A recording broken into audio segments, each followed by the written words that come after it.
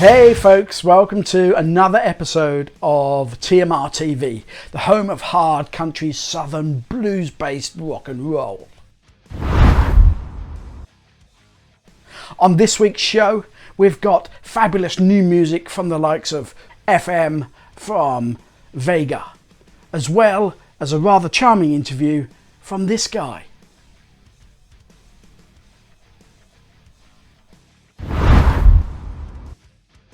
Right, let's crack on. We're still in isolation, we're still in lockdown, so hopefully this will just bring you a little bit of respite and a little bit of entertainment while we get through these difficult times. First up, we've got a new song from Vega. They operate out of the UK. In fact, the lead singer, Nick Workman, doesn't live too far down the road from me. But here's a new single from their forthcoming album. The single is called I Don't Need Perfection. The album is called Grit Your Teeth.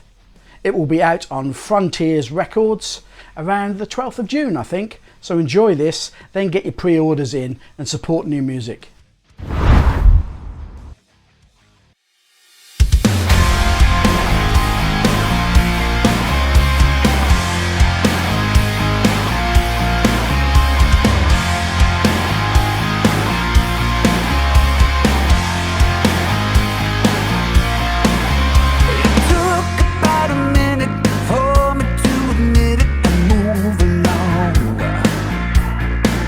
I lived a life to make it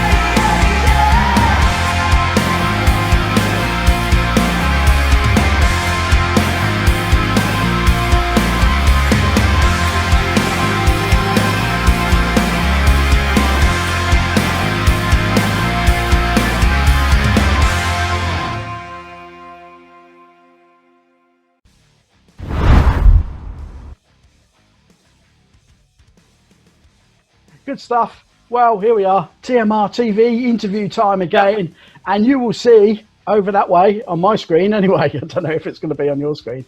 Oh, yeah. We're joined by Barry Mills from the Massive Wagons. Hello, Pete. How are you doing? Yeah, I'm doing good, thank you. It's a beautiful sunny day. I'm sitting in the home office, as you can see in the Lovely background. job. Looks swish. And you're sitting in the conservatory. I am, yeah.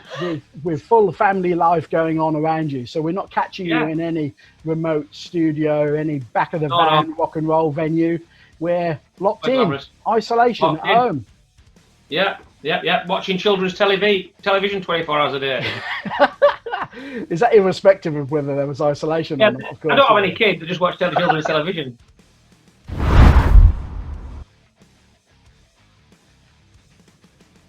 So we came off Steelhouse, where you headlined a Friday night, which was quite awesome. And then I presume you hunkered down for writing the new album. And I remember when we last spoke, you were still deciding on what producers and engineers to work with. So you have got your songs. I presume you rehearsed them really well and really tight before you go into the studio. What's the process on this album? Did you demo them? Do you show them to a producer, who we'll come on to in a moment? But do you then show them to the producer and say, what do you think? How did it play out? Well, it's kind of different for us now. We've always, all of our recordings have all been a massively different process. I mean, before it's all been a case of, it's all been on a budget and on a time scale. And we kind of could never afford, for want of knowing a producer. We've always produced them ourselves, really. But now it's got with E-Rake, you see, that they have a phone book of who's who. You know, who do you like to work with?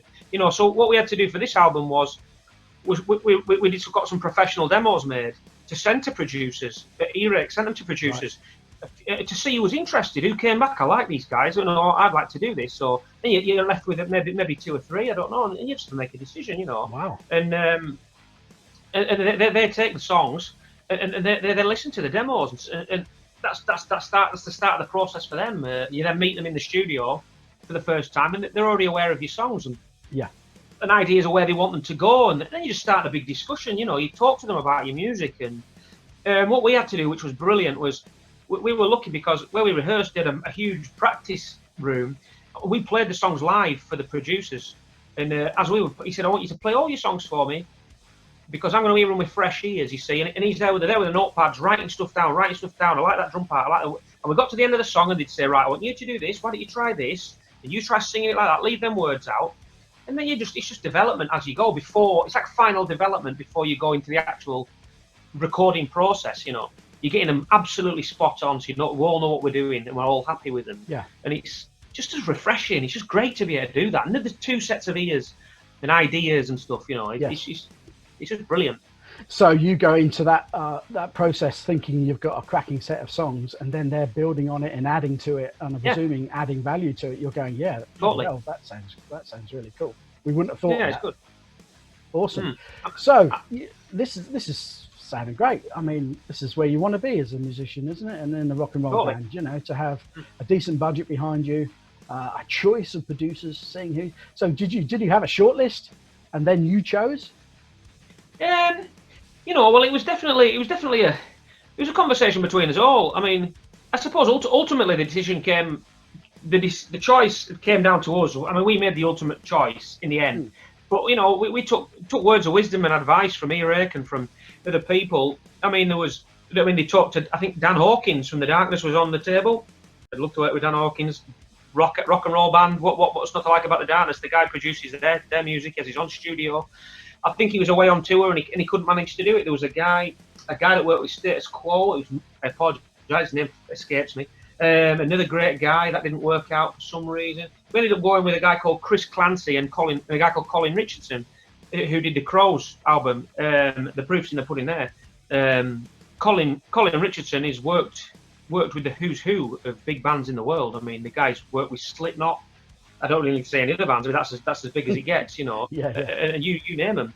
But he's always been at the forefront of the sort of hardcore metal, of the extreme metal scene. But he said his passion lies in rock and roll music and great melodies and stuff, and that's what he wants to get back to. And that sounded attractive to us. We were like, When he spoke to him on the phone, he was really passionate and really excited about it. That's what we wanted, a guy that was excited about doing this music. And Chris Clancy, the other guy, he's a younger guy. They kind of work together. Young guy, he's played in some bands. He's signed to Roadrunner himself. He's an amazing vocalist. What a guy! What an ideas man! Just absolutely amazing idea after amazing idea. The guy knows his way around the studio. Just an absolute genius. And then together they were just everything we.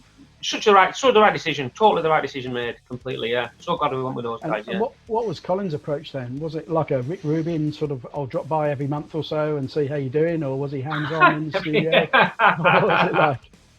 Yeah. Well, he's got less hair than Rick Rubin. Was he? Right, okay, yeah. No, he was there all the time. I mean, this is the first time we've ever.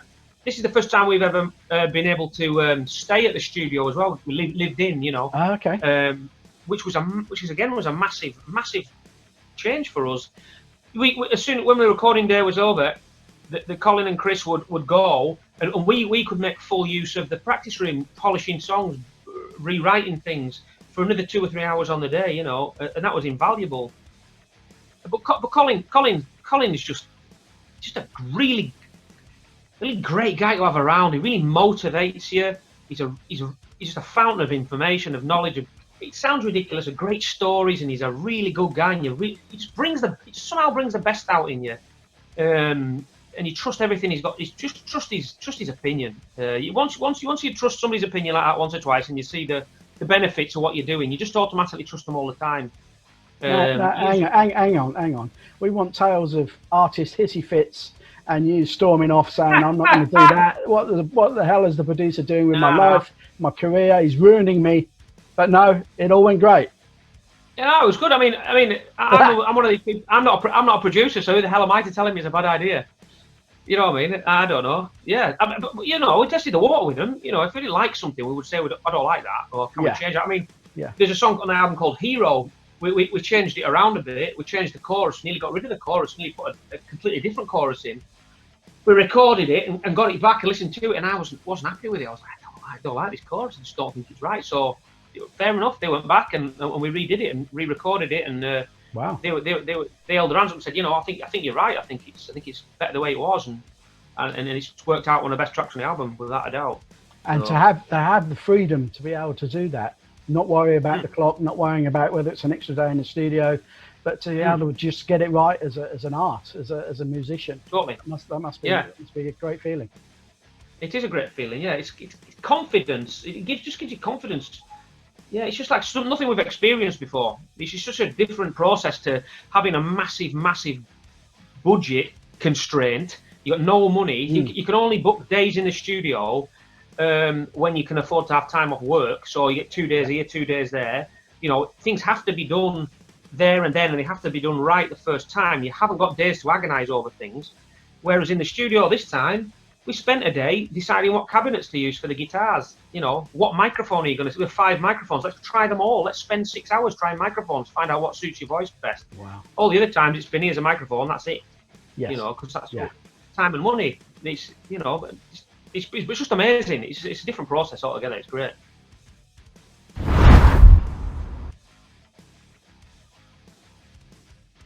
And who came up with the rather I don't know, eye-popping album art?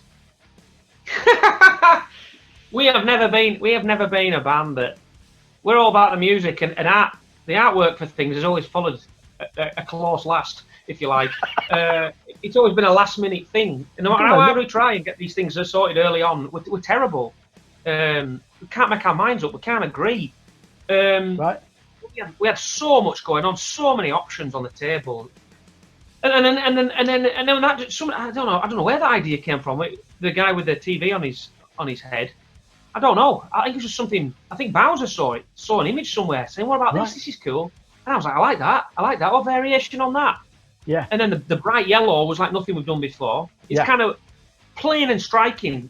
You want an album cover, I think, as well, to stand out in the thumbnails, because so much music now is so tiny. The artwork is so tiny on your downloads and Spotify and all that. So it has to pop, and I have to know what I want people to know what it is before they can see it properly, you know. And the bright yellow does that. It does. it's different. I just wanted it to be different and not the cliche sort of style, you know. Yeah. Because he went from rather a detailed Full Nelson album art, which obviously made the wall in Lancaster. Can you imagine noise ending up on the wall in Lancaster now? Bright yellow, Not really. box head. Yeah. Has he got a name? Has the character got a name? Give him a name. Got to call him. He hasn't got a name. No, maybe we should run it called balloon head to box head now. It's got to be. Yeah. It's got to be. I don't know. That's a good point. I never thought. Yeah, maybe we should give him a name. We'll get him to come on stage, like Eddie. Yeah. Giant cardboard outdoor soggy cardboard head. Yeah. Yeah, great. I'm picturing it. I'll volunteer for that one. I'll do. You can be him. I'll do Donington. It's called Pete. Yeah, thanks.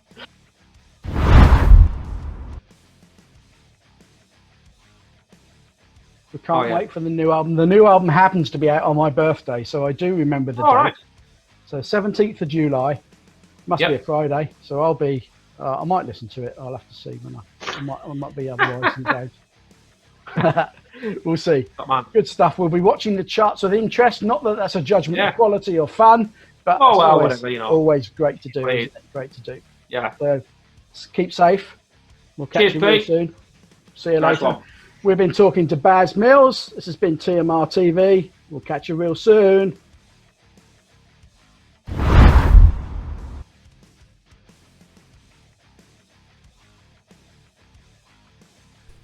Hope you enjoyed that from Barry Mills. The full interview will be up on our channels real soon. So that was just a snippet. We actually spoke to him for about half an hour.